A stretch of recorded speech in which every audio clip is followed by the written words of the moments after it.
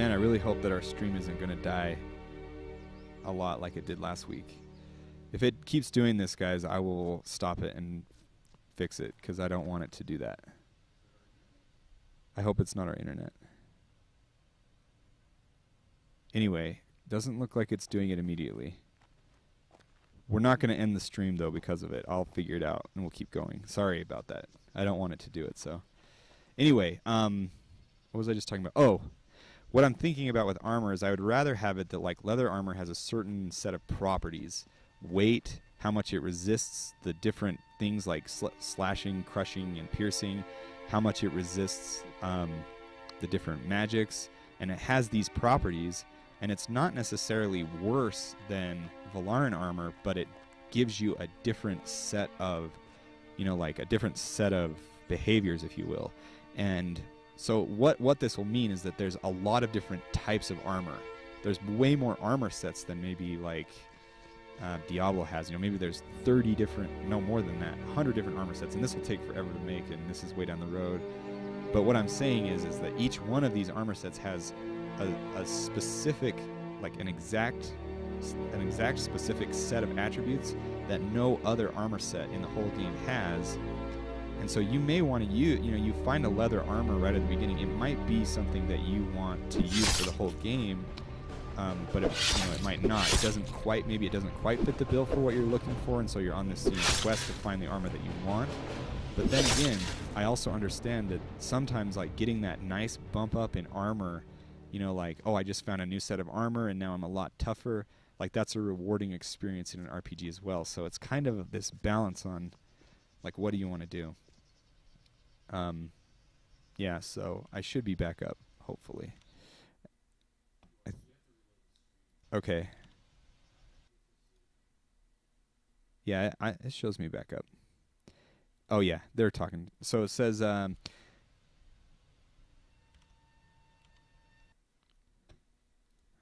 okay, hold on. Some people aren't getting it back up.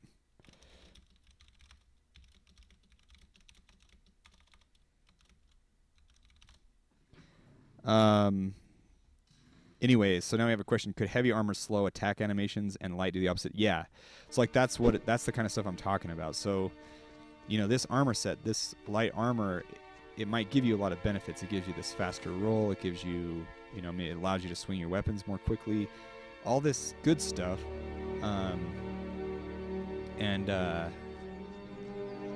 You know, maybe the heavier armor gives you this great defense, and maybe this type of armor makes you impervious to electrical attacks or nearly impervious. However, it is, you know, makes you very vulnerable to other melee styles. Maybe this one is just a well-rounded type of armor, so you just take less damage overall, but, you know, it's not nearly as good as what others could do against specific things. There's a lot to think about, and then it comes, like, upgrading. So would you, like, get this new piece of leather armor and it's just strictly better? Or maybe armors need to go into tiers as well, like, kind of like this. They need to have, you know, a set of conditions, and getting, like, a new, like, an upgrade to your leather chest piece is a bigger deal than getting one to a weapon. So it's like you have this leather chest piece, and then yeah, you know, you have this leather chest piece, you upgrade it, it gives you, like, a really big boost to your armor, but you can't upgrade it nearly as often as you can upgrade your weapon. Or maybe you can. Maybe there's, you know, just as many tiers to armor. So certainly I think we do. So I kind of want to find, like, a balance to all of this. And I guess I'm kind of, as I'm thinking about it, it's kind of making more sense on what I want to do. So probably what we'll do, and I still don't know how skills are going to go into this, but probably what we'll do is we'll give armor its own set of scaling through repairs and finding new ones. So you can find better armor and whatnot, but you would just find a better piece of leather armor. Like, it wouldn't be it wouldn't be like you could find, it would still maybe look similar or the same to a better piece of leather armor, but you know, and you could upgrade it to be that way, or maybe you could find one just kind of like what weapons are doing now, and you do so through, like, crafting or even just adventuring and find better stuff. So I guess you could mention max armors at what damage they're good at absorbing to be well rounded. Yeah, you could either, yeah, exactly. You could mix and match armors to be well-rounded, or you could like deck out in one type of armor to be super defensive against a certain type. And I do want to say that if you have an armor that you really like, we'll have like, I think other games call it like transmogrify or whatever. So we'll allow you to like basically imprint the attributes of the armor that you want onto the armor that you want it to look like. So you can still make your guy look as cool as you want, but have the specific armor that you want to. If that makes sense.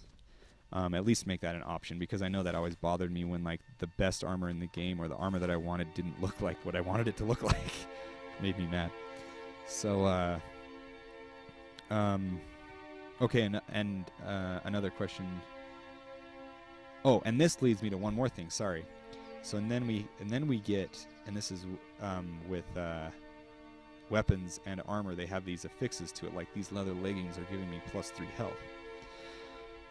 So here what we're going to do is you can also disenchant them, and you'll get like a little bit of essence out of it, like a little bit of health essence, or maybe you'll have to have a shard that can store like a health shard or whatever, or maybe you will associate them somehow, but I'm not sure exactly. But basically you'll be able to like pull from the leather leggings that attribute, and then you'll be able to put that attribute and stack that attribute, if you will, onto another piece of armor. So these leather leggings came with +3 health.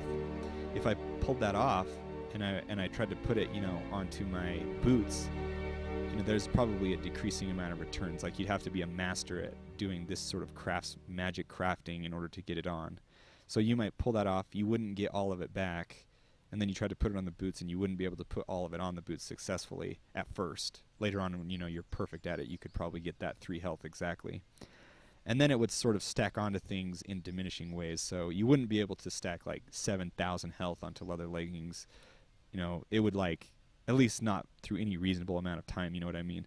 Like you'd be able to keep putting health onto a certain item, but it would become more and more difficult to do so with more and more decreasing returns per how good you are at doing it, and maybe how susceptible that piece of armor is or that weapon is to receiving enchantments. And that could be a whole nother like statistic on the armor as well. So you find an armor that has low resistances, low armor in general, maybe it's not as light as it should be, but it can just like really absorb magical affixes to it. So that's why it's so good. So there's a lot to think about here. But further into development, are you planning to add weapon and armor sets with special bonuses for wearing them all? Yeah, definitely. So I don't know if you guys have noticed this line going through. If you have, you probably haven't really thought about it. And there's actually kind of a mistake in the line. It shouldn't go through this one. We thought we changed our minds after we'd already made it. But basically this line connects the boots to the pants to the chest piece, to the helmet, to the shoulders, and to the gloves, and it shouldn't go through this. This is actually like a jewelry style set, like an armband. So jewelry style sets are like this one right here. These two are earrings. This is a amulet. This is a cloak pin. This is a bracelet or worn on the wrist, and then these two are rings. And this is a belt attachment. So there's a lot of like magical affixes too. But these are the main pieces of armor, and they sort of make up what is considered a set. And if you do want to wear a set of armor, what will happen is you'll be able to like link the two pieces of armor together. You'll be able to bind them together so that like these leather leggings are bound to these leather boots, and they're bound in the sense that they have to be as a set, and doing so will give you a bonus for having them on like that. They'll be what's the word? Synergistic with each other. They'll have synergy if you choose to bind them, but doing so is it's really hard and really expensive or whatever, and it might require a lot of materials to bind them properly, and then once they're bound, like you can't take one set off without taking the other one off, and it might become like and this is why we haven't done this, is because this is kind of tricky in terms of like occupying slots, right? Because how do you display that? Like, do I draw them in there, same thing? So it's something we'd have to take the time to program. But what this line was intending to show was that exact thing, where they're they're like bound to each other now. And maybe we could even like change the color of the line to indicate that they're bound. So you'd be able to like, and they would have to be the same type. You know, you couldn't bind like a stone boots to a leather pants. They'd have to be from the same set, or it would have to make sense on why they're bound. Maybe you could bind leather leggings to Elduri boots, or I'm not exactly sure how the binding will all work. We've talked about it, but you would then get like bonuses for doing it. And the more you could bind together to have like this bound set of armor, like your set of armor, the more bonuses that it would get. But the more expensive it would become, and the more like resources it would require for you to do it. Hopefully that makes sense. I don't remember what my last quest was. Hopefully that makes sense. I think I was supposed to go talk to that guy. So that was the intention of those lines, and we will put more work in. Like, again, we've trying to plan for the future, and we've left, as I've said, we've left a lot of doors open, you know, for ourselves to do stuff like this. But and it would all, and the crafting system, we do have plans to do stuff like that as well. But you know, maybe down the road a little bit. But hopefully we get there. And hopefully you guys think that's kind of cool. We thought it was a good idea anyway. I kind of think it would be nice to, either you could choose to get into doing that yourself. Oh yeah, I just had to do that. So anyway, you could either get into doing that yourself through just like crafting, or maybe you could, you know, you would always have like the option to maybe pay somebody to do it for you.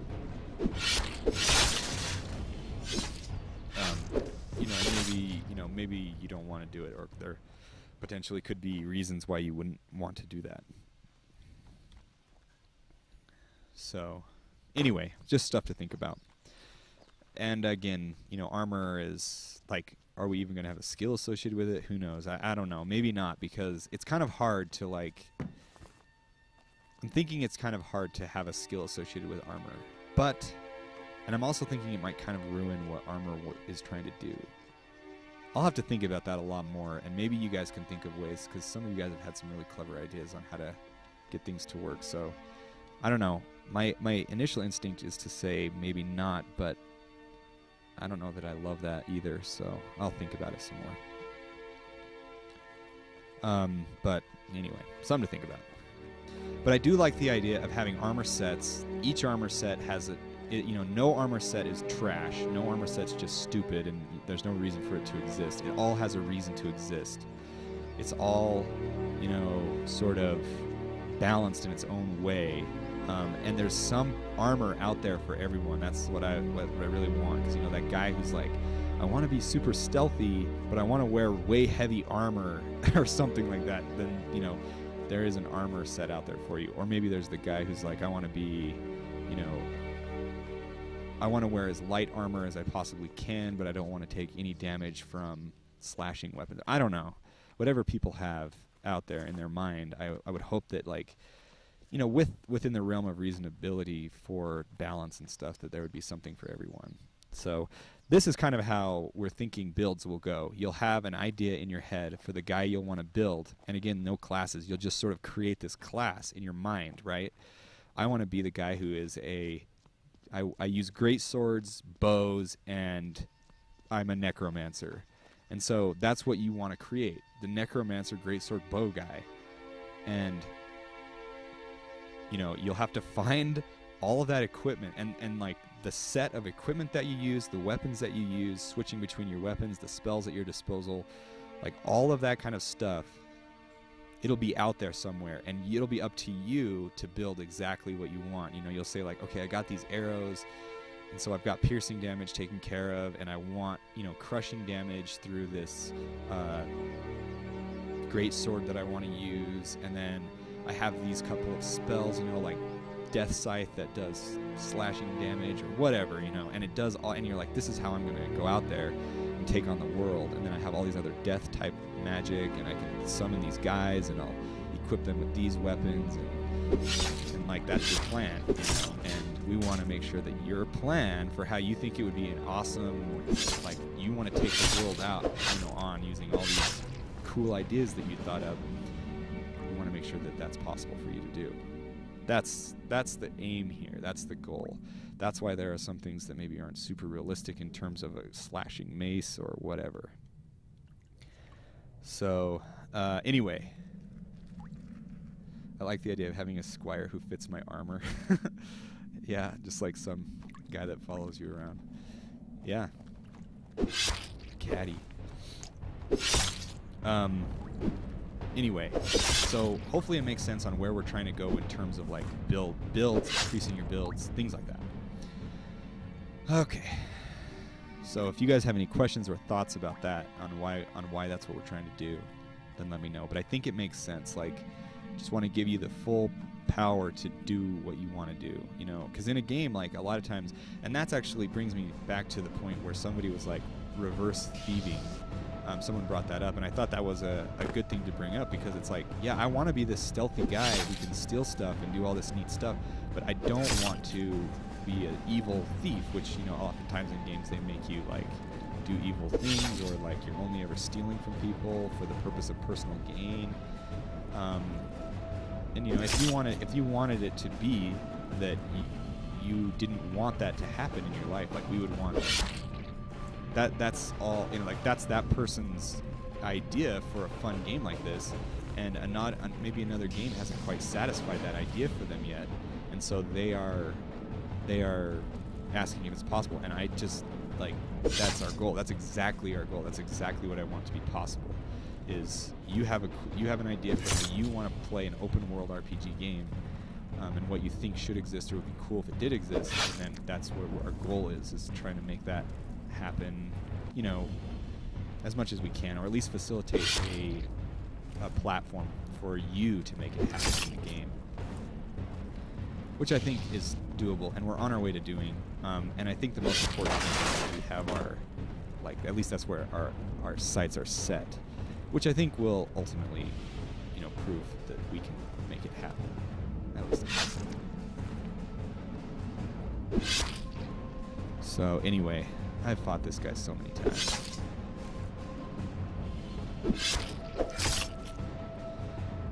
Some of these times I've noticed there's like a little bit of a bug when you slide like that. We need to go through and fix all that. And I think we can do it. It's just, you know, we've just been needing to do it. We might actually end up changing a little bit how this fight works. Oh man, I'm thinking maybe one thing that will change is after the skeleton is dead, we might change the behavior of the Deathblood a little. Maybe he'll try to summon other little skeletons, or he'll try to do other things in order to make it. Because the only thing I'm thinking is it gets a little boring once you figured it out. But maybe the first time you play it, it's like not boring at all. It's hard because I don't remember what it's like the first time I fought this guy. I need to like watch people play it the first time, because I remember when we were at the GDC, we had a lot of people do this fight, and it's hard the first time you fight this guy. It's a tough fight, and I don't want to make it too hard. I just want to make it more interesting. So I don't know. Yeah, maybe you want to steal from the rich and give to the poor, talking about the thieving, and you know, a lot of games don't really do that. So, or maybe they don't do that as much. So anyway. Just some ideas. Just some thoughts on at least what we're trying to accomplish, so hopefully that makes sense. Okay, we got like, I haven't taken too much damage, so probably my next thing is going to be scaling how your health, stamina, and ichor increase, and other ways to get those up. And the most effective way to train those things, if you need to do some specific training on them. Because I do think that there should be ways for you, like, oh, I really need to get my health up because I'm feeling low. Like, you should have methods to do that. So I'm going to be thinking about that as well. Another thing in my balancing to-do list, I guess, is that. Question, does the speed of Deathblood's projectile change depending on your field of view? It seems that his projectile is slower than when I play him. I don't know. Like the other person coded it. The speed shouldn't change, right? He's asking if the projectile changes, the speed of the Deathblood's projectile changes with the field of view. That should have no effect. Yeah, it doesn't. Yeah, it has no effect at all. It might appear that it goes faster, but the field of view has no bearing on the way it was calculated. So, and that shouldn't. I mean, from what I'm knowing about the code, there should be no way actually that should even be. I mean, it's possible, but it's. Yeah, we're really far away from the field of view code, and like even looking at it, we don't do that at all in those spells. So. Yeah, I'm not sure. Maybe it's just I'm so good at this game that it looks like they're slow. No, I don't know. Yeah. So anyway, that's kind of where the balancing patch is going to take us. So I talked a lot about crafting and a lot about armor. And armor is definitely the next thing that I need to do. Because I want the armor to be... I want it to be good. Like, I want your armor to be cool. You know, like... Well, I think I've explained well. I'm not going to beat a dead horse with what we're talking about here, but hopefully that system I explained makes sense. And certainly I want to talk more about it and answer any of your questions and hear any suggestions or thoughts that you have on it, because I think that it's something that needs to be done right, and I'm probably going to get started on doing it pretty soon. So now that a lot of the basic code has been laid down for the new balancing patch, then we can begin adding in a little more, you know, get more going down that way too. So, all right, got that guy. So I'm gonna show you. Actually, I'm gonna just like fully equip all of this stuff because it's really good. So let's go here, and then let's go here. Okay, there we go. So my armor is now 94. I'm like decked out. I'm super strong right now. And this means that I take a lot less damage. And if I'm not mistaken, I'm going to change it, but if I'm not mistaken, Velaran armor is actually... I'm not going to change it. The values I'm going to change, but Velaran armor is actually strong against slashing and crushing and weaker to piercing, if I'm not mistaken. Which means that these spears right here would be a good weapon against them. So I do 12 plus 1.7, so I do... Oh yeah, 13, 14. I'm doing 14 damage now. That's pretty good. Over 14 damage with this sword, which is pretty good. I want one of those 3 maces, though. So that's what I'm going to look at here. I'm not going to fight these guys. But you see, even my stab attack is only doing 9 damage, and my other thing's only doing 7. And that's because, so my 14 damage is getting reduced significantly by their armor. But those guys are... Oh man, took him down.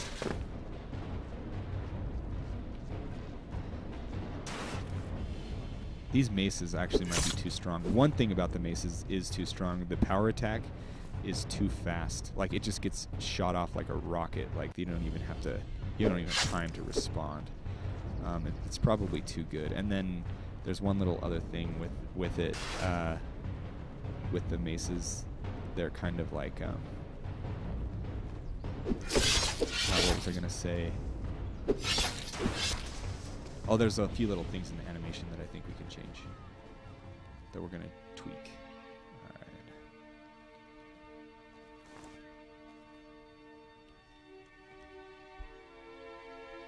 So anyway, I'm like pretty strong now.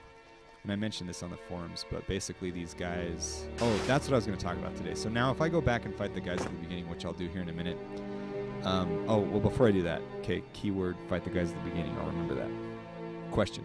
I'm not sure if this has been answered already. I'm having serious buffering issues, so I miss half the stuff you're saying. But how are the armors going to look later in the game? Are you striving for authentic armors or fantasy armors like WoW in terms of looks?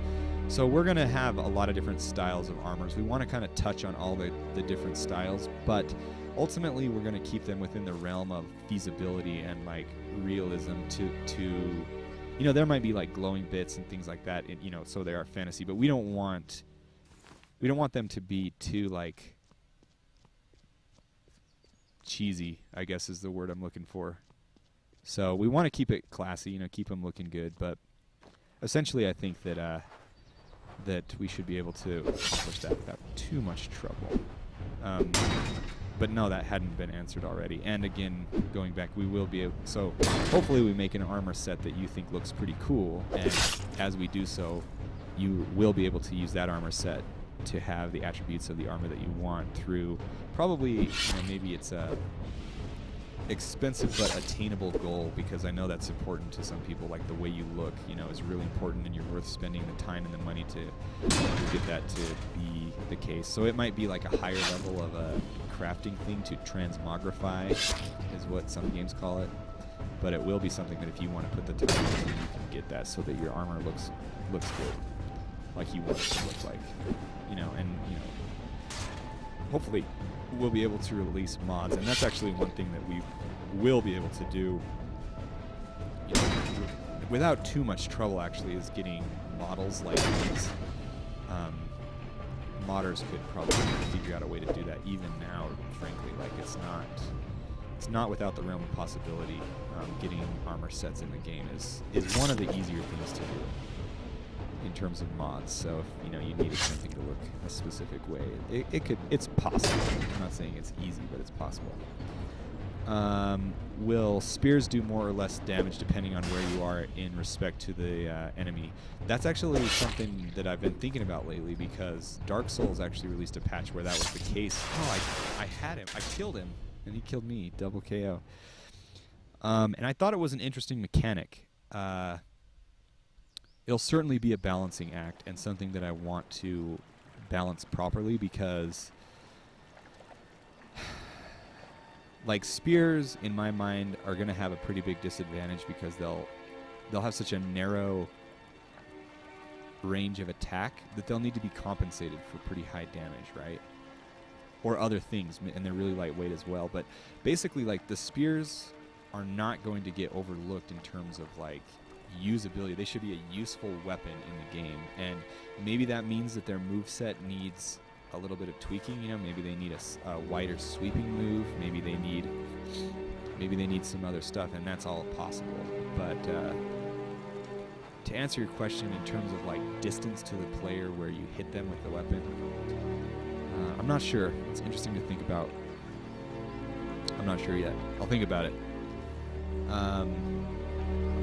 Yeah, so I answered that transmogrify feature. Yeah, that's what other games call it. So we'll have that as well. So you'll be able to make your armor look like what you want. So you won't be stuck with ugly armor, and you wish that you had the cool armor, but you just need the attributes of it. So I'm back at the first of the game, and this is what I was going to talk about a little bit about how the gear affects how you are. And I've done this kind of for the purpose of making you feel better, because like or making you get a better feel, for you easier to feel what I mean when I say you should be a lot stronger towards the end. If I just let this guy hit me, he's not doing very much damage. You can see my health bar down there isn't, it's not taking too much of a beating. And I'm a lot stronger, and equally I can kill this guy. Ow.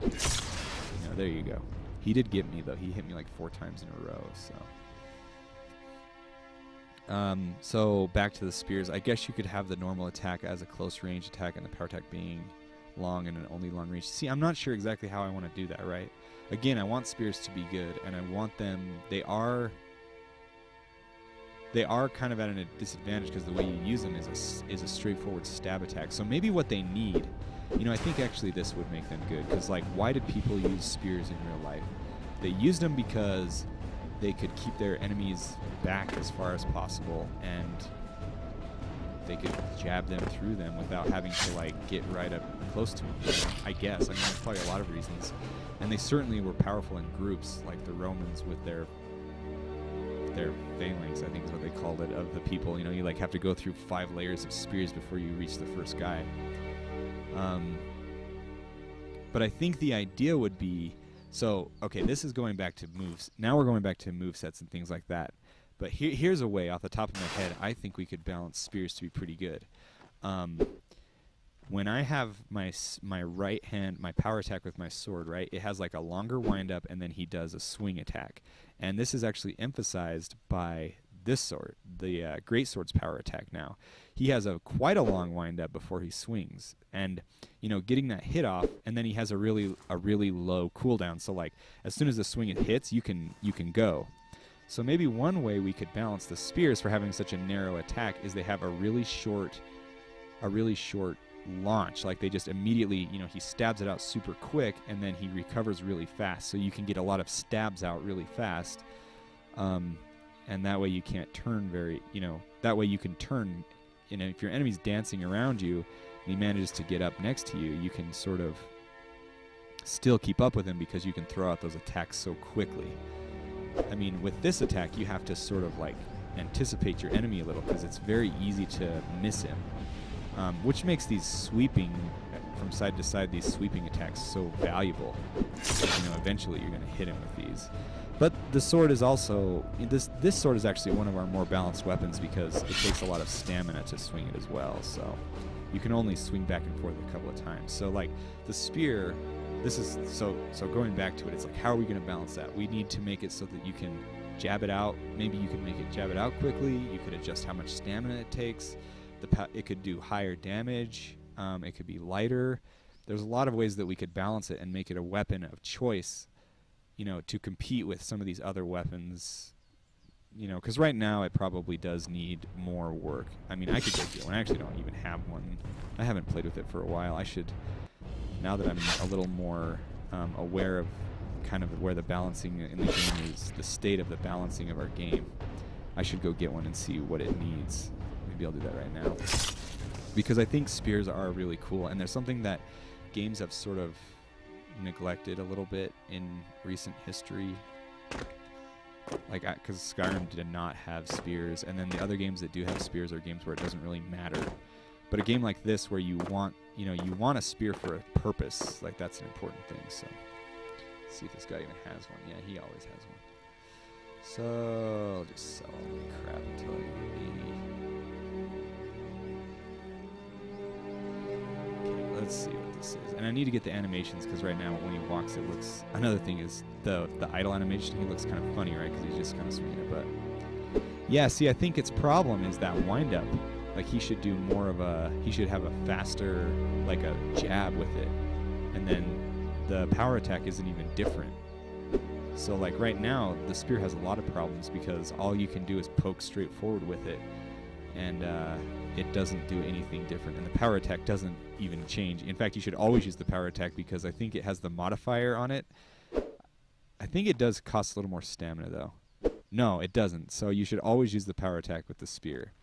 And so this has pretty significant problems that we need to fix to make it a more useful and a more balanced weapon. Because it doesn't... Like, I think its damage is actually quite high for how early you can get it. It's 18 base damage compared to the 22 base damage of the... The 22 is the great sword, and then 12 is actually the long sword. So it does, like, quite a bit of damage. And you see it's actually doing more damage to this guy, and I think that's because piercing damage is, like, really good in our game right now. Almost nothing is resistant to piercing. Oh, wait, no, that was the power attack. Never mind. But yeah, I do think piercing is good, but the power attack was doing 13. But anyways, so you can see that what I'm thinking here is, like, I could make it so that attack goes... We could make it so that attack gets deployed a lot faster. It has a super quick recovery, though. Like, after your attack, you're free. Like, as soon as... Like, look at how fast he comes back with that. And actually that power attack is a little less that way. The range on it is long, and it actually makes it ideal to fight things like this golem. I think the spear might be one of the better, because he does not move. He's, like, not mobile at all. So, you know, you can get these, well, unless you do that, but you get these shots off on him. And it does, he doesn't have any armor right now, so you can actually get, like, the full damage. Hey, maybe actually this doesn't have a power attack modifier, which makes it even worse of a weapon. But that fast recovery does make it good to fight someone like him. So there's things to think about, I guess. All things, when we're talking about balancing these weapons, these are all things that go through our minds, and, you know, basically, like, a lot of people out there really like spears, and I'm one of them. I think spears, I was really sad when they weren't in some of the later Elder Scrolls games because I thought they were super cool. But a lot of the things that are going through our minds are like, how can we make this a viable weapon for somebody to, you know, they should choose that. That's a good, they wouldn't be stupid for choosing the spear. That guy's kind of hard. But anyway, the spear needs help for sure. And the more I played with it just now and looked at it, the more I realized that I mean, I could even add the power attack modifier to it to make it do more damage. That could be definitely on the to-do list. But it needs, you know what, it needs another power attack. It needs a different one. And it also needs a different set. Like every other weapon has a set of 2 attacks. So let's go back to the mace. And the mace actually just got its new thing. The mace does a figure 8 attack. Like the looping attack is this forward-reaching figure 8. And like I said in the update, it's not fully fleshed out. It's still the early version of the animation, but we wanted to throw it in there anyway. But right now, what makes the mace so powerful is when you right-click, you're immediately doing this really powerful, you know, fast-reaching forward attack that it launches you forward into your enemy. It swings to your left pretty far and to your right pretty far. It does like a really, and it's a super low deployment time and a really low cooldown time. So like it's like the ideal attack. The idea of the mace though is an interesting one because it's a lot shorter in general than a longsword. It does a different damage type, and so it compensates through probably higher damage. And so you can see he reaches, and I'll get a sword on to show you that like the reach on the sword is a lot. Well, you know, it's not too much further, but anyway, it's something to think about. Like that's kind of what we're thinking. Is long swords will be longer, and yeah, I do think the long sword's reach is significantly longer, and that the mace will be probably a little heavier than the long sword, but it will also do a little more damage in compensation for its shortness, and it should be about the same speed as the longsword. I do think that right now this power attack is a little too good though. It's like, it's really good. It does more damage and it's really fast. It just deploys quickly and it does more damage, and it's just good.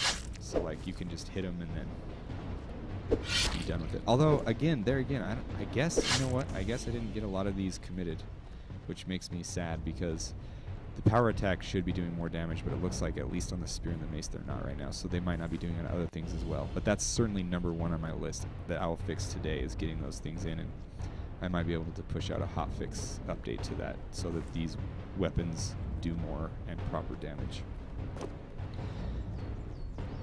for their power attacks, even though the mace doesn't need it. Because I think that attack is pretty good. What do you guys think? Maybe you use it. Another comment on the spear. The spear could have a really strong knockback when you parry someone, which would keep enemies at a distance. Yeah, that's something that's true. I don't know, man. Maybe. I'm trying to think of how I think you should, you know, how it could be balanced properly. And I will give thought to the spears. And there will be more weapon types as well. You know, we'll have other things, you know, spears, and maybe even like other types of pole arms and things like that. So we'll get it though. The spears will be good. Like they'll be awesome. I'm taking this guy out with the mace though. It really is because like it's that power attack, I think, and I'm getting better at fighting in this round. My mace damage is going up. These guys don't have any armor right now, but probably what stone, you know, again, stone is kind of like bone. It doesn't, you wouldn't take very much damage from piercing or slashing, but you would take more damage from crushing. So this mace actually would be a great weapon against this guy. So yeah, in real life, not that this guy's real, but that's how we're gonna kind of do things. You know? We want it to make sense, so that you're hitting a giant stone enemy with a sword, you're not doing a lot of damage. And same with stone skin.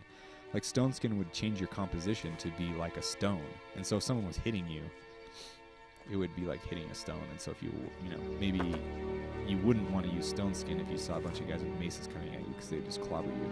Or maybe enemies would be smart enough in the future that when they could see your composition and they would stop using their swords and they would switch to spells, or maybe they had like other, you know, like slings or something that could launch stones at you, or arrows that did, yeah, maybe there could even be arrows that do crushing damage if they have like a large stone head instead of a flint tip or whatever.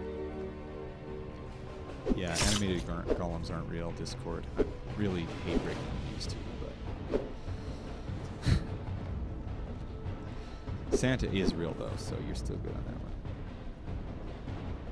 No, dire wolves can use great swords in real life. That is totally real. Anyway,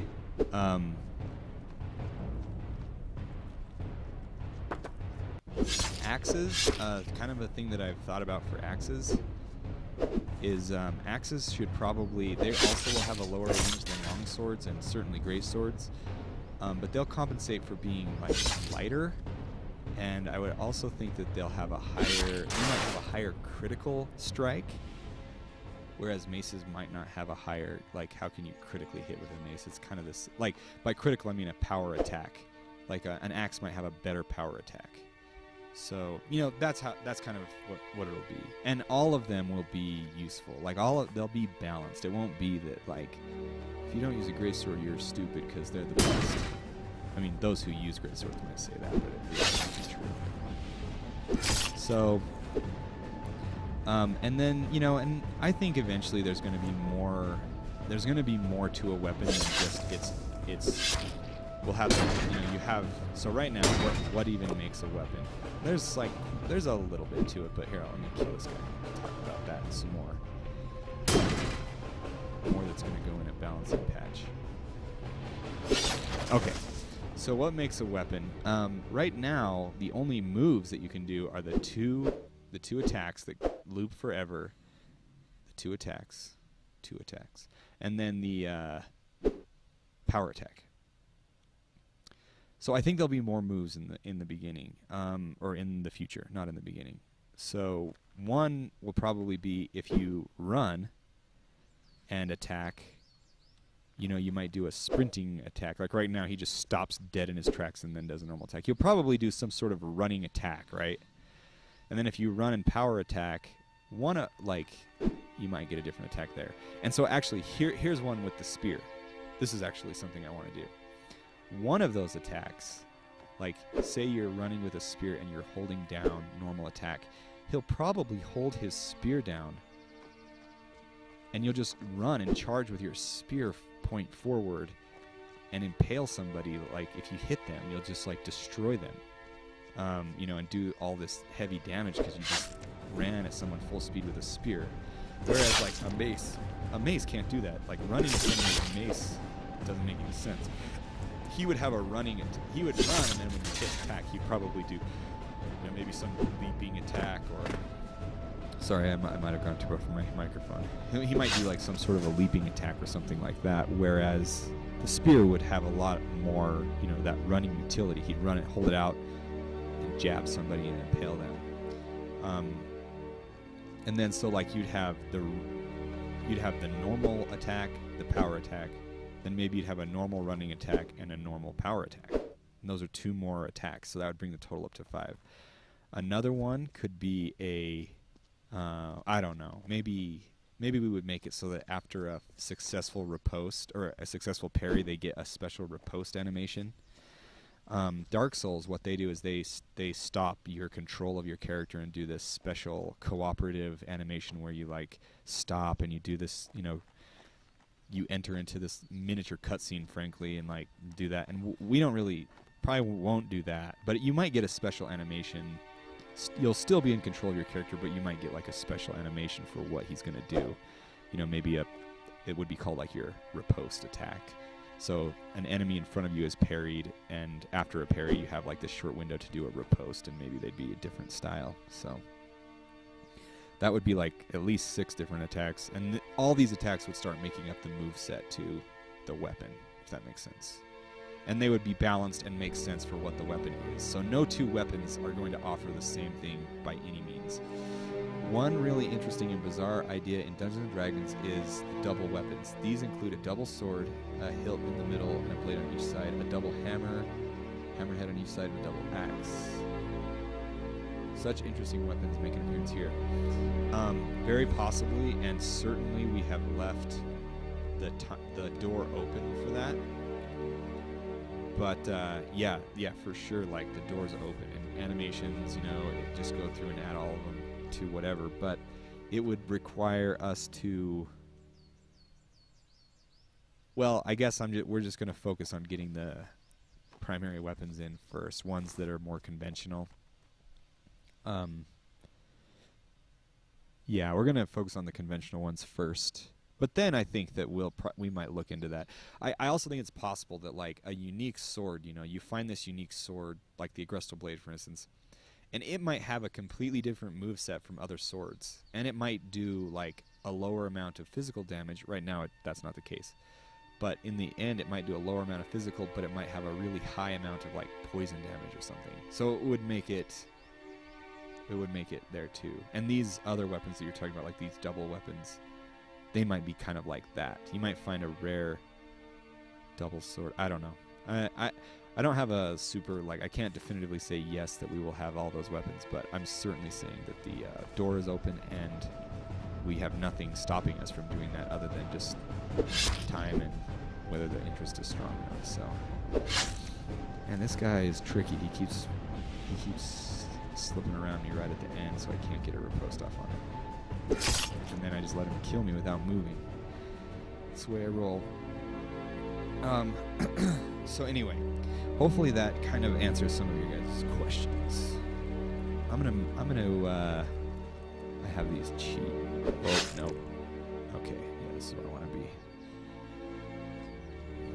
Those are the commands that we added at the GDC so that we could show people these places quickly, but I gotta get my shield on. I sold it! So, wait, what did I say I needed to do? I need to, like, write a list. I need to fix the power attack modifiers on all the weapons first. And I need to fix that icon. I gotta write this down, guys. Hold on. Power attack modifiers. Lightning icon. The thing is with the lightning icon is it was already fixed and I unfixed it. I overwrote the change, I'm sure. So I need to just go refix it. And then we'll be good.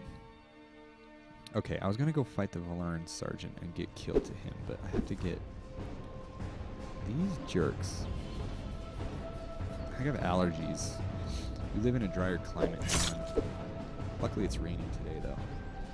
But, like, I live in the desert now, and the wind will start blowing, and allergies get bad. You guys know it's such a curse. Ah! Still on me. Get him, boys. Stab him. Okay. I gotta sneeze. I'm gonna stifle it. I don't have to sneeze. Sneezing is weakness. Okay. Alright, I'm gonna go rest at that campfire. Oh, and the spelling error. You're right. I gotta put that on there. Condition. I think there are other spelling errors and other grammar errors in the game that I need to fix too, but that one I think I can fix. No, I know I can. I just need to do it right now. Do it. I'll do it while I'm streaming. Just kidding. Okay.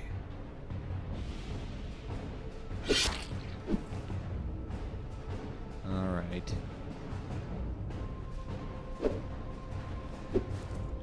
Okay. This guy is in my way. He's really tough. I don't think I'm gonna make it to the sergeant in one playthrough. I have to get my guy stronger. Man, I don't know if I like this long sword. I can see why people like them, but I don't know if I like it. Dang it. Backing up. Classic move. Okay. Man, got me. He got me. All right. I'm going to go fix that. I'm going to go fix it right now. Where am I at? I'm in game code only. Okay. So if I go to, what did I just say? I have to fix a couple of errors. Condition. I know it's in there. Yes, it is. Condition. Ah, it's where? I know where it is. It's in get weapon string, I think.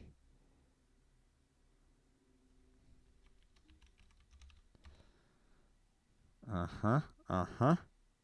Look at that. Condition. Fixed it. Is that how you spell condition? No.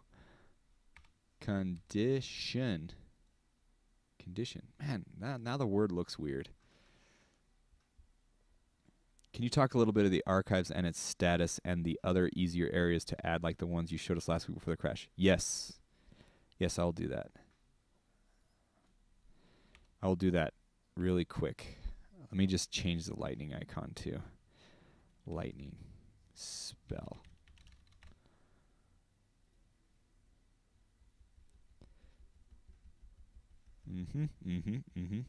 See, regrowth icon. There's your problem right there. Oh, just a second, guys. So it's in objects. Classic. Classic noob move. Let's see. Weapons. Spells. Textures. It is called, wouldn't you know it, lightning icon. And I won't do the power attack modifiers because that'll take a little longer, but that will be fixed. Oh, I can't do it right now. Just cancel that. Okay. Let's go into here.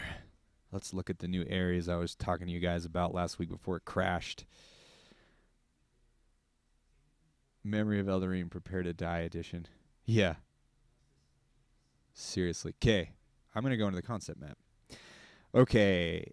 The archives. So basically, guys, the archives have been changed. The interior has been redesigned. And we have changed the way that we design new areas because the other way was not working out for us. It worked, but it limited us in certain ways that we were unwilling to deal with in the long term. And this is something those of you who have known about, thought about or looked into game design for yourself, or if you've watched any tutorial videos talking about game design or even just 3D, they talk a lot about what is called the grid. And the grid is this great tool that people use a lot to make things fit together. So if you're building a city, you build all these pieces on the grid, and then you can snap all these pieces together on the grid, and it will make everything look, it'll make it really easy to develop really quick. Like you can build a whole city with a small kit really fast, and it's all on the grid and all snaps, and they love it. And because all the pieces are the same and all the textures are the same, you have a low impact on the memory and the draw calls and the texture memory and all that stuff, because you can use texture sheets and all this great stuff. And so everyone loves the grid, and the grid is good for some things, but the problem is you're on a grid, and why that's a problem. I mean, that makes sense for a city that is literally built on a grid, and if everything looks the same, then that's one thing. But like the problem that we hit with it is that you're on this grid, and so you want to do something with your level design, like, well, I want the hallway to like go like this and like then go back like this because it's sinking into the ocean, or I want I want all this stuff to happen, or I want all this stuff to happen. And the grid's just like, well, that can't happen because we're on the grid. And so we we are not designing the interior on the grid. And I will show you, I will go under here and you can look at our old design because it's not the design anymore. The interior, look at this. This is all on the grid and it was built together like a puzzle. And these things snap together and, you know, it was just kind of the way it was. But that's not how it is anymore. So none of this really made it into the new version. And the new version instead is actually built into the real space of this area. So, meaning that when you get over here, so like you're in this room right here, and let me show you this. See how the grid right here is separate from the wall right there? And so these windows, they don't actually point into the real world. They point into this wall. But now we've just said, forget the grid. We're just going to build it into the thing like you'd have to really build it. And now these windows actually go into and look into the real building. And so there's no, again, and we kind of, and another reason people use the grid is because it's, you know, memory efficient. And when they release for Xbox Original, when they make a brand new game, or they're releasing it for the PlayStation 1 because people love to not use modern stuff and they want to reach as many people as they can, they say, well, look, the grid saved us all this memory and we can do that. But, you know, we're making a PC game and we can use, like, this engine allows us so we can just go into the archives. We don't stream in, you know, we don't load in anything. It's all streamed in live. You don't actually, no loading seams, no nothing. And so when you walk in, before what they'd do is they'd corral you through this corridor and this thing would just be a shell. And then when you're inside, you're not actually inside the building. You're just in this new world. And they can do whatever they want. It doesn't have to fit in real space. But we're like, no, we're going to build the whole thing in real space. And the grid doesn't really facilitate that. It makes you do stuff like this. And so now people might, they might mistake us for doing something.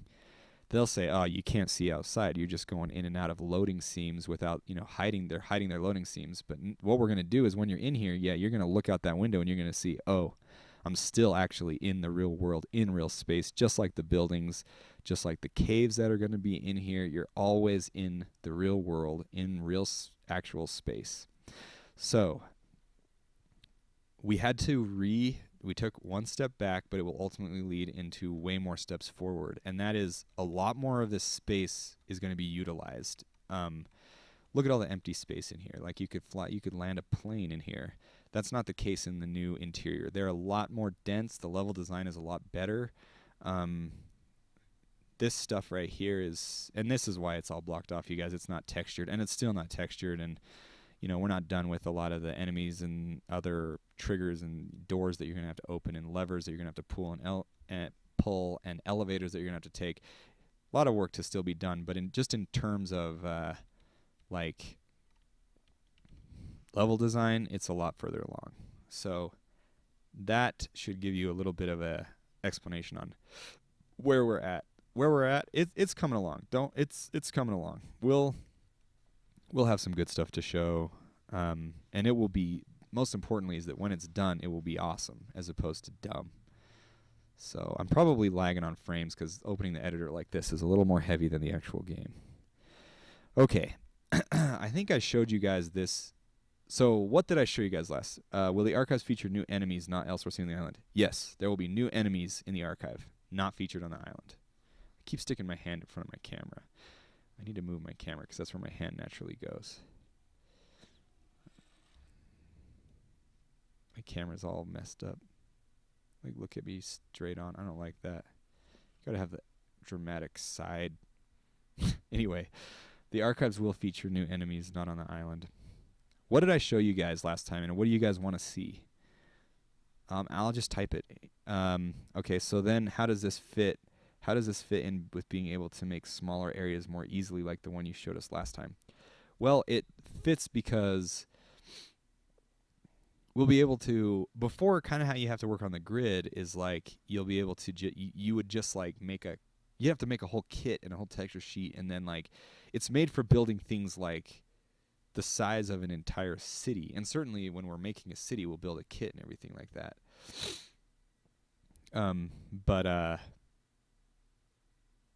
when we build a new area, we'll be able to prototype it rapidly out in the editor like you're seeing here, and then we'll be able to find out the pieces that we need to custom make in another program and import them in.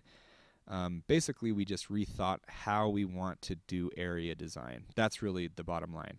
We rethought how we wanted to do area design, because before we were thinking about it, we didn't quite know. So now we have a better sense of what we want to do, if that makes sense. This area is awesome.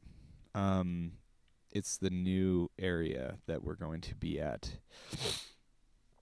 And okay, hold on. I'm going to type here, so if you guys are watching.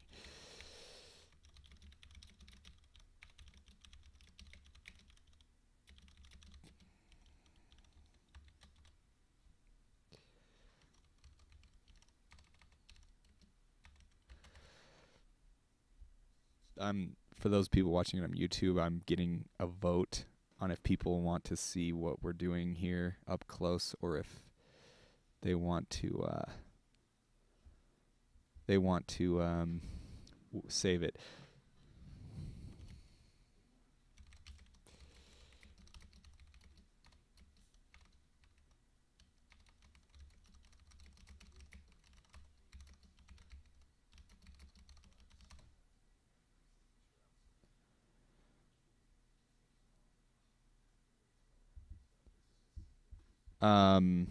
Meaning, so I mean, I wouldn't reveal. Hold on. Meaning, I would not reveal any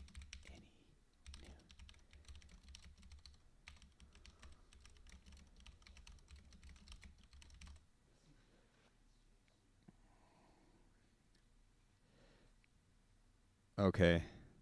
All right. So it looks like they want me to show. So I'm going to show this area then. And kind of talk a little bit about level design and talk a little bit about what's going on. And it will spoil the area for those of you who, so spoiler alert to those, if you want to go through this area by yourself and figure it out. And remember, this is not even the final area, so by the time it gets released, it might even be changed. But I do kind of want to show it to you guys. Yeah, there are no enemies or bosses are going to be revealed, so no enemies or bosses. This is just sort of a walkthrough of the physical layout of this building. And I'm going to talk a little bit about level design and a little bit about so level design, and then I guess kind of, well, let's just go for it. So yeah, I'm on the same page as you guys. I'm not gonna talk anything about that. I'm gonna use it to discuss a little bit about what we're thinking in terms of level design and how we're gonna make the player go through some of these areas. And this will probably be the last thing we talk about. So you're gonna see, disclaimer, you're gonna see floating stuff like this, and you're gonna see vegetation that's in the way and areas that are blank without vegetation. Just to ignore all that. It's not done. This is a block out, a prototype of the area. So, oh man, it's getting a little cold in my office, so I'm shivering a little bit. But anyway, yeah, I'm just going to talk a little bit about level design. So, one thing that we've strived to do in our levels a lot is add in two principles. First, vertical space. You need things. There's a principle in writing actually that our writer talks about, and that is you show people before you show them. You show them an area before you see the temple before you can actually go in and explore it. You might see the exterior of the archives before you get there. So like a lot of visual foreshadowing needs to take place. So you're in here and you're looking out and you see all these sorts of things, and yeah. So coming back around, seeing things for the first time, seeing them for the second time on a new angle, making an area interesting, making it vertical, that's all one thing that we love. And the next principle is, actually I forgot where I was going with that. But anyway, I think a lot of it is just you want the area to tell a story itself as well. And one thing, that's what I was going to say, like one thing that makes Lord of the Rings so interesting is if you read the books, like when they're on Weathertop, which is that area where where Frodo gets stabbed by one of the ring wraiths. They're there and they're talking about the history of the place, and I think in other places they talk more about the history. So you're already reading about an ancient people with orcs and stuff like that. But then they go and talk about how there's like even more history involved to them. Like you're reading a history, and in that history you're reading about the history of that people. So there's like layers and layers, and it's shown rather than explained in a dry way. So that's kind of what areas need to do. And then also we just want to make areas interesting to explore, and ones that have more to them than first meets the eye, and one where you can, let me actually kill that script at the bottom there. That's annoying.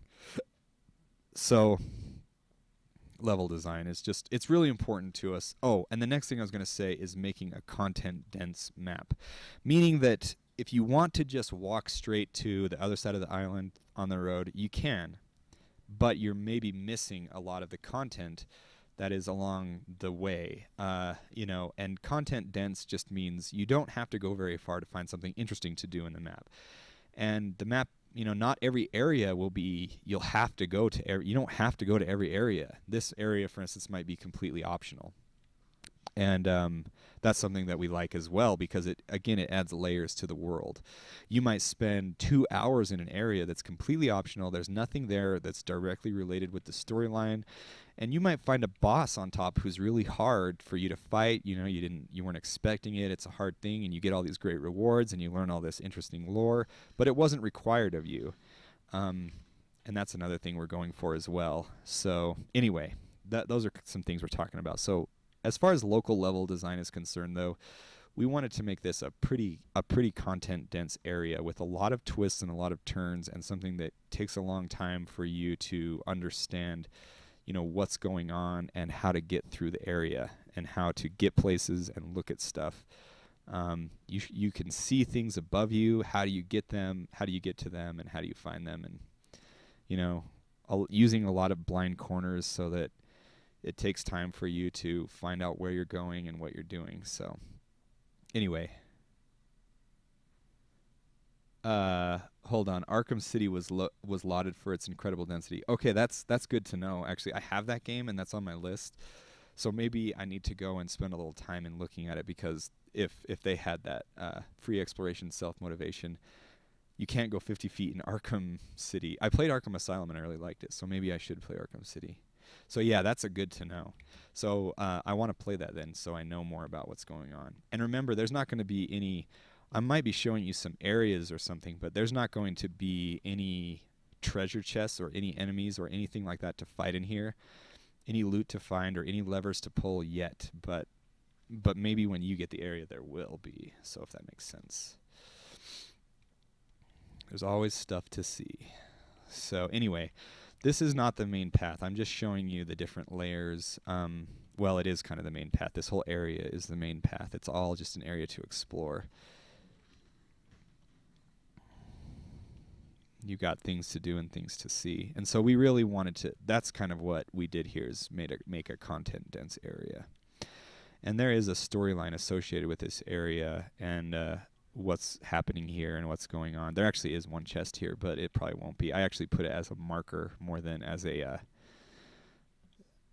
place to mark, as opposed to a like loot to actually get. But anyway, so this area, as we've talked about before, is actually the ruined city of the Eldari people that are the ancestors of the city of the people who live in the city that you start out in, where the people live now.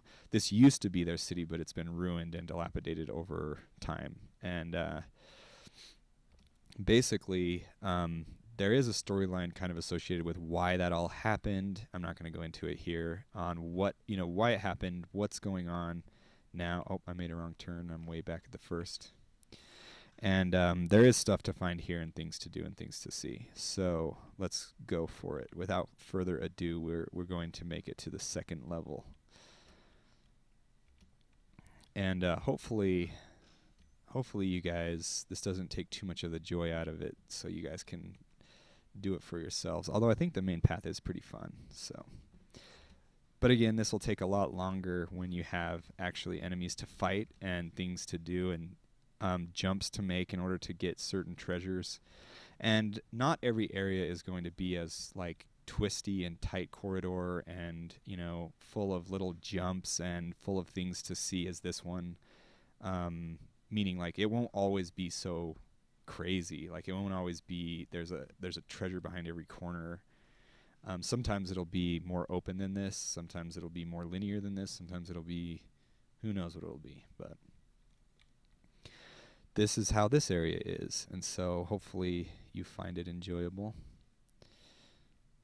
It's pretty fun. It was a lot of fun to make. I actually really enjoy making areas. I was me and the artist. I was kind of the main designer on this one, and then the artist helped me a lot with it too. And so designing areas is something I really enjoy. I think it's a lot of fun. So I'm on like the second level now. This is the oh, hold on. So it says, will you make an Underdark? I don't even know what that is. Speaking of treasure chests, how long until there will be some well hidden ones with really amazing items? Hopefully not too much longer. With areas like this, probably not much longer at all. In what way do you plan to tell the story? Entirely through environment, or will it be told through NPCs, books, and item descriptions? Yeah, definitely NPCs, books, and item descriptions. And environment, but definitely it will be told to you more. Basically, we want to do it where it's told in layers, and it's told to you and shown to you, and all in between. It's not just, you know, it's not just one. We want to make an eclectic view. So I'm on the second layer right now, and maybe you're looking on how to get. We need to get up to the third level. So close your eyes if you don't want a spoiler, but we do need to get up there. So I love doing these. Like Dark Souls 1 actually had some super great like blind corners where you would not expect to be able to go that way, and then it turns out that is the way to go. It's not just about it's about that's what you have to do. So now we are on the third level here. And sorry my frames are lagging. Like I said, the editor obviously is going to have a lot more things. So according to Wikipedia, the Underdark is a fictional setting which appeared in Dungeons & Dragons role-playing campaigns based on a fiction book. Oh, okay. Network of interconnected caverns and tunnels stretching beneath entire continents. Basically, so to answer your question, yes, we will have an Underdark. I didn't know that. And here's something surprising to you guys. There actually already is some of that work. There's more to the island, even the island as it is, than meets the eye even now. There's a lot more work going on that will all be revealed all at once, and hopefully it will shock you guys into thinking how awesome it is. But anyway, yeah, there's definitely a place to do that. Sorry I didn't know that term. I feel embarrassed. I should have known. All right, so let's continue on to the third level of the area. Hopefully you guys like heights. Hopefully my computer lets me not die from all of this stuff. So I gotta continue around. Don't overshoot these jumps. See, here's an example of a Dark Souls-esque thing right here. Are you guys creating some underground territories that are currently inaccessible but in the map? Maybe. We may have done that. We may not have done that yet. But anyway, going back to what I'm talking about here, here's Dark Souls. You think you want to make this jump, and you do, but just like go right around this corner before you make the jump, and then there's like a little more to see. See, isn't that awesome? Anyway, that's just me thinking I'm cool. You'd have to look the other way to see it. Anyway, continuing on this area now. More stuff to see. There's where we were when we began the area. I got the hiccups. Why do I always get the hiccups when I stream? I think I talk so much I get the hiccups or something.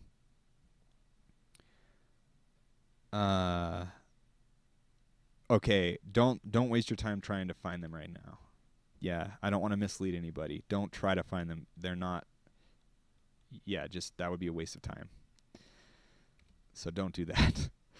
But when they do come out, we'll announce that there's something more to see. So anyway, here we are at the 4th floor of this place.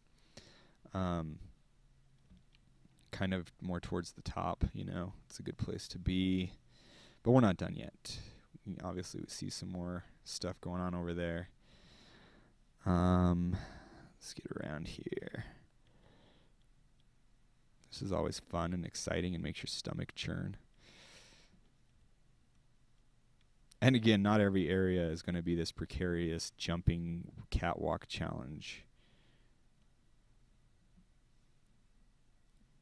But this one just happens to be that way. Oh, I hate this jump. Why did I make it? Ooh, barely made it. Okay, I doubt we can get to those caves at the moment. It's one thing trying to get an above ground castle, but it's another somehow roll your way underground.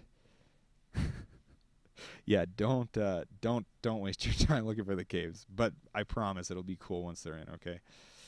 All right. So we're getting pretty high. Don't walk off the edge. That was close. I think I can just step up this one. And this one. Okay, I made it. Yeah, look at this. Sometimes you just gotta stop and look around, you know? You made it all the way up here, and this is when an enemy flies in from above and just knocks you off and kills you. Alright, what a jump. So remember, this is just the main path. Ooh, made it. Alright, that was a safe one, guys. Made it. Alright. Made it to the top. And I promise you guys it'll be worth making it up here if you guys can hack it. I tried the teaspoon of sugar when I was 7 or so. I was never into the stupidly sweet things. The pure sugar was so sweet. Yeah, I know. I don't know why I get the hiccups. I used to get it when I was younger. I get them when I was younger a lot, but I don't get them as much anymore. Unless I stream.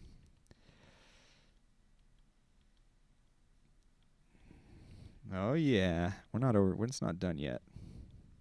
This is my favorite part of the level, guys.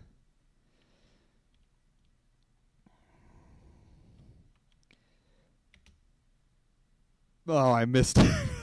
I didn't die though. Dang it. That is a makeable jump though. I promise.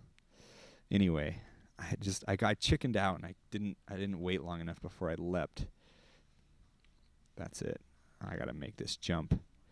So anyway, it will be worth your time to make it all the way up to the top, and it will be worth your time to explore every nook and cranny of this area. And there's even more to this area than I've even shown you now. And by the time it's done, I'm sure there will even be more. And the great thing about it is there are more. This is just one of several areas that we've been working on. And after we get the archive, so I've kind of been working on these areas. There's been some interesting things with our programming and how, we've had to. We're kind of doing some in an interesting spot right now with what is going on. So I took a little time away from doing normal programming and did some of this level design, and I found it really enjoyable. And I concepted out, several areas. This being just one of the areas that I concepted out, and hopefully, this is another area. Right there. There's more to that than what I've already shown you. And obviously you can see some more going on down there. The cave system that you guys are so interested in is way more developed in this map than anywhere else. And yeah, there's some good stuff coming. I'm only showing you, this one's the most developed, but there are some other ones that are pretty cool. They're not done yet, but this isn't even my favorite area. I'll just put it that way. There's some that we got in that we're going to get in soon that are rad. So hopefully you guys like them too. But I'm going to make that jump. Even if it kills me, I'm going to make that jump. Oh no. Oh, I almost overshot that one. I'm going to make it, guys. All right. Man, this is scary. This is probably where a controller would come in handy. I overshot that. That was weird. Because you could control your speed on some of these. No, it works on this, but I will not fly back up here. I built this area, and I will walk up this area. The area won't beat me. I can make it. I can make it. Okay, here we go. All right, guys, don't worry. I'm going to make this jump. Okay, it's right there. It's right there. Uh-huh. I got it. Oh, man. Make sure to take off all your clothes when you do that jump and practice your jumping, because that is as tight as they get. Anyway, I made it. This is another area you can go explore.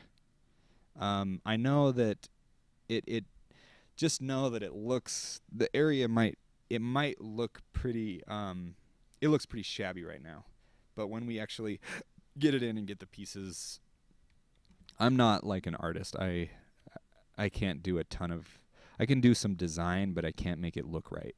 I can make it feel cool maybe, but not look right, if that makes sense. So that's what I did. Anyway, I'm actually going to go down this area. But all of these areas should have some fun stuff in them for you guys to try out. At least I think they will. I know they will.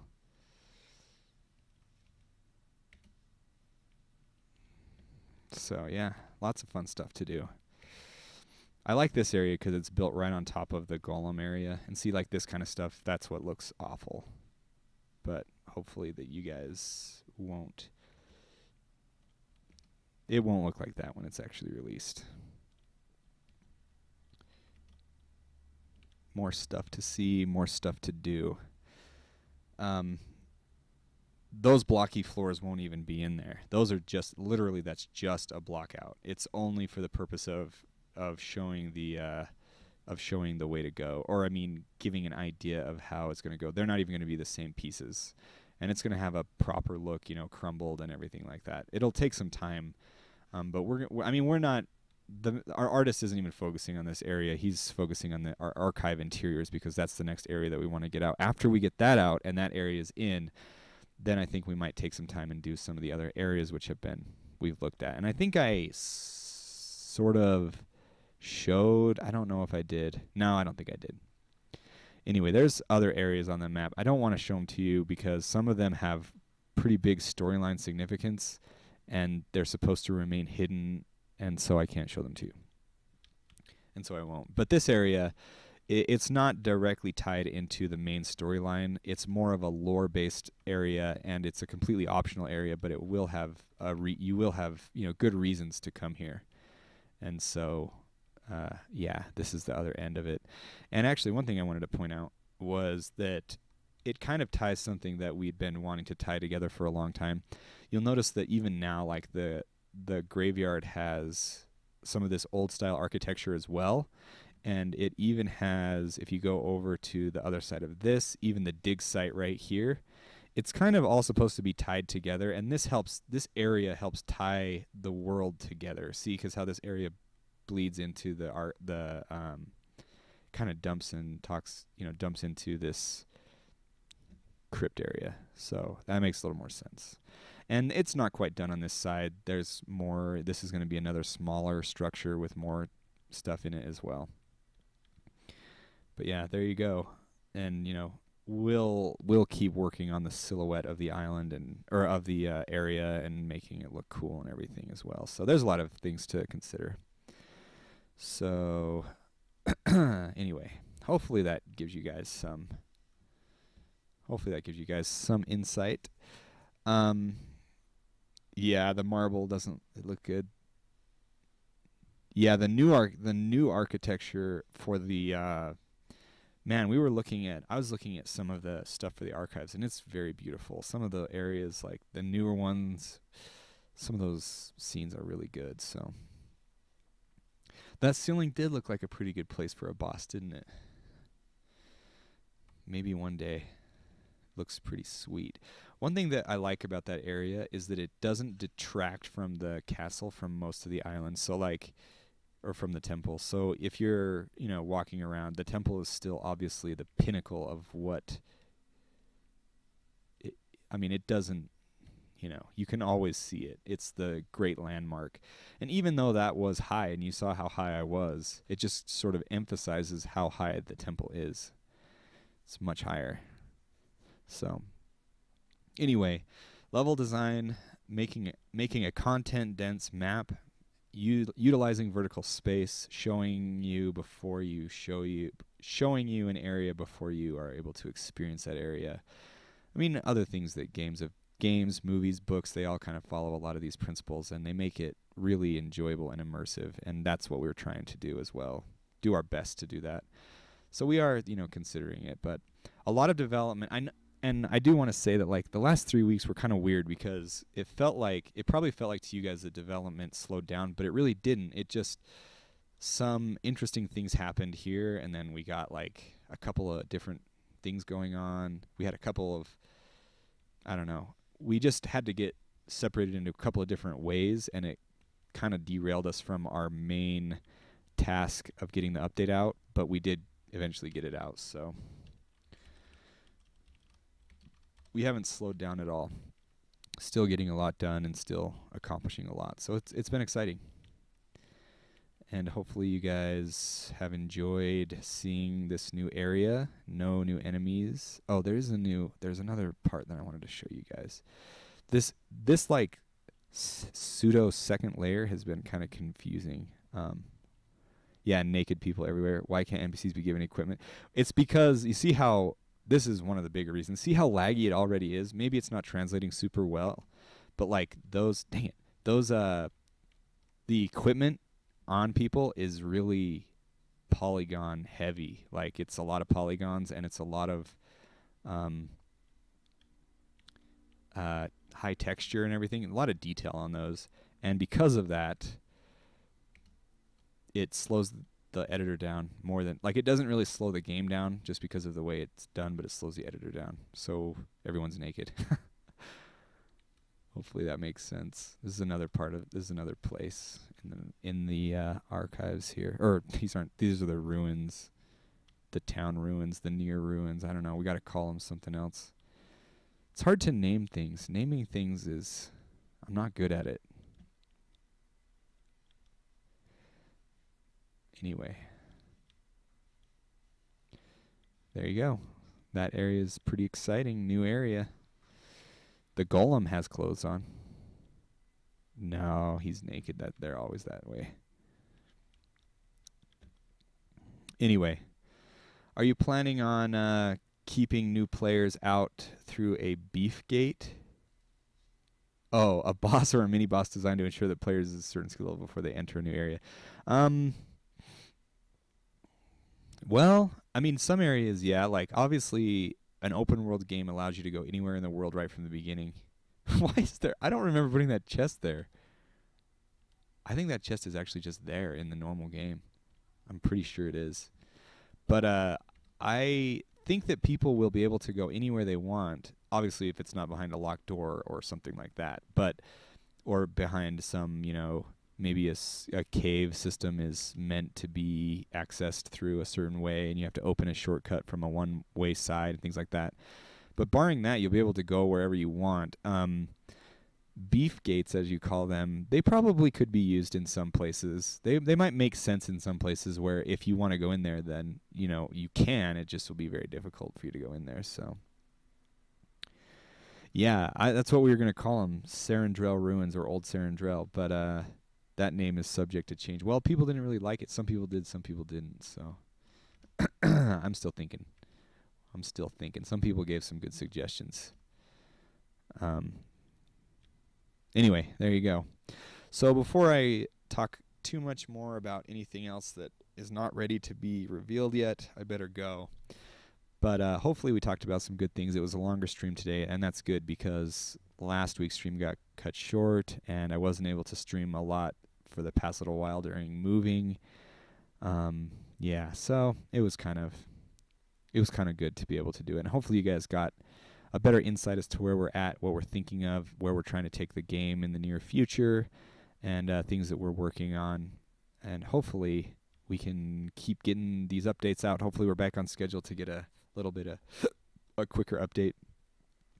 I do have a family event next Saturday, so I might not be able to stream. But if I do, I'll announce it. And maybe I keep saying this, and one day I swear, maybe I'll stream at another time, like on Friday or something.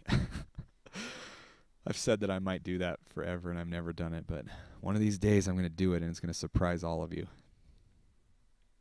I have to do it sometime, though, or you'll never believe me. So anyway, keep up with us on the forums. We'll keep talking about everything. If you have any questions, thoughts, we talked a lot about the balancing update. We talked a lot about armor, weapons, all that kind of stuff. Hopefully, you guys enjoyed that. I'll have some more. We can talk more about it on the forums. We'll have some more stuff for next week. I already fixed 2 of those things. I need to fix the power attack modifiers for some of the other things and make sure that gets in a build. I might actually just push out a quick update. I don't know. Maybe not. I don't want to screw it up, though. So, yeah, I'll think about that. But anyway, thanks again thanks for everyone who showed up, and I will try to get this on the I'll try to get it on YouTube. I'm gonna have it like cut in the middle there, and it stops recording when it does that. So I'll have to edit it first and make sure that it works, and then I will get in there. You cannot get into the DLC without beating the Sanctuary Garden. Yeah, I know what you mean. Yeah, we might do. Like I said, I think that beef gates have I think they have a place. I think there could be hard gates where you simply have to go through a certain like you must complete a certain portion of the storyline to get it, and then those might also have a place as well. So anyway, thanks again, guys, for joining me. The other guys are back here listening to me. But yeah, I will see you guys a lot more. I try to answer everything on the forums, and I certainly read everything. So keep in touch, and we'll talk about it all. And anyway, thanks a lot, guys. We'll see you. I really want to say we'll see you next week. It won't be Saturday, though, but I'm going to really try to do it this next time. So we'll see you then. Anyway, have a good weekend.